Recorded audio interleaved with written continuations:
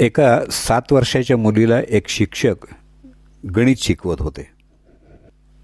त्यांनी तिला प्रश्न विचारला, समजा मी तुला एक पेरू दिला, मग एक पेरू दिला आणि मग पुन्हा एक पेरू दिला, तर तुझ्यापाशी किती पेरू होतील? मुलीनं काही काळ विचार केला आणि बोटं मोजत उत्तर दिलं, 4 पेरू. शिक्षक आश्चर्यचकित झाले.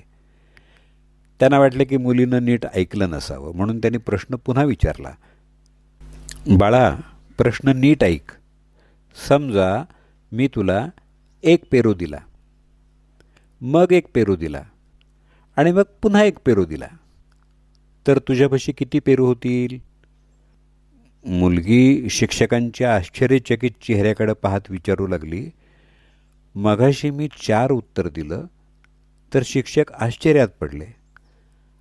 आता असं काय उत्तर द्यावं जेणेकरून ते खुश होतील? तिच्या डोक्यात असा जरासुद्धा स्पर्शून गेला नाही विचार की खरं उत्तर द्यावं. तिला फक्त असं वाटत होतं की आपल्या उत्तरानं शिक्षक खुश झाले पाहिजेत. ती पुन्हा बोटं मोजू लागली आणि तिनं उत्तर दिलं, सर, 4 पेरू माझ्याकडे असतील. आता शिक्षक निराश झाले आणि विचार करू लागले की या मुलीला बहुधा पेरू आवडत नसावेत, म्हणून ती चुकीचं उत्तर देते, आणि म्हणून त्यांनी प्रश्न बदलून विचारायचं ठरवलं. हे बघ बाळा, समजा मी तुला एक चिकू दिला, मग एक चिकू दिला आणि मग पुन्हा एक चिकू दिला, तर तुझ्यापाशी किती चिकू होतील? मुलीनं परत बोटं मोजली आणि उत्तर दिलं, सर, 3 चिकू असतील माझ्याकडं.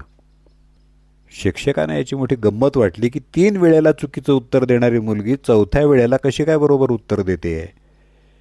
त्यांना वाटलं की आता या मुलीला गणिताची गंमत कळली, म्हणून त्यांनी परत आपला पहिलाच प्रश्न रिपीट केला. समजा मी तुला एक पेरू दिला, मग एक पेरू दिला आणि मग पुन्हा एक पेरू दिला, तर तुझ्यापाशी किती पेरू होतील? मागच्या वेळचं उत्तर बरोबर आल्यामुळं मुलीचा आत्मविश्वास आता वाढला होता. तिनं फारसा वेळ न दवडता उत्तर दिलं, सर, माझ्याकडे 4 पेरू असतील. हे चुकीचं उत्तर ऐकून शिक्षक संतापले आणि तिच्या दिशेनं जात जोरात ओरडले, तुला काही डोक्याचा भाग वगैरे आहे की नाही? जरा मला पण सांग की 4 पेरू कसे काय होतील तुझ्याकडं? सरांना असं रागावलेलं पाहून ती छोटीशी मुलगी रडू लागली. डोळ्यातून अश्रूंच्या धारा वाहत असतानाच ती मुलगी दप्तर शोधू लागली. दप्तरात हात घालून तिनं दप्तरातला एक पेरू काढून शिक्षकांना म्हणाली, सर, तुम्ही मला 3 पेरू देणार आहात आणि माझ्याकडचा एक पेरू मी त्यात मिसळत गेले, त्यामुळं सर मी 4 पेरू हे उत्तर देत होते. तात्पर्य आपलंही असंच होतं ना.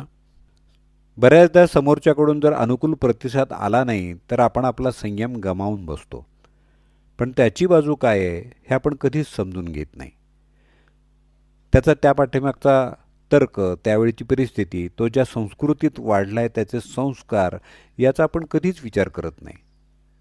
बरोबर आहे की नाही? तेव्हा जर इथून पुढं कधी आपल्या मनासारखा प्रतिसाद समोरच्याकडून आला नाही तर त्याचीही कृपया बाजू समजून घ्या. काय सांगावं, त्याच्याजवळ असणारा तो छुपा पेरू आपल्याला दिसतही नसेल कदाचित.